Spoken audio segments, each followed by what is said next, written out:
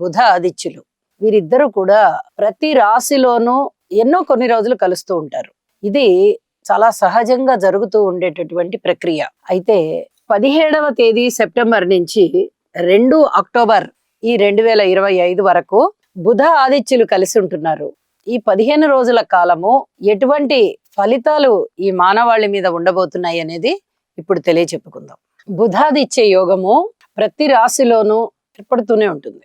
కొన్ని రోజులు రవి బుధులు కలుస్తూనే ఉంటారు. భూమికి అత్యంత దగ్గరగా ఉండే గ్రహము రవి కాగా, రవికి అత్యంత దగ్గరగా ఉండే గ్రహము బుధుడు అవుతూ వీరిద్దరి కలయిక జరుగుతూ ఉంటుంది.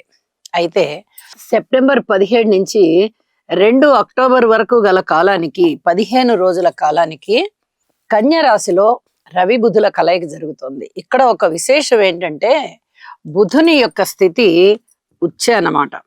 బుధునికి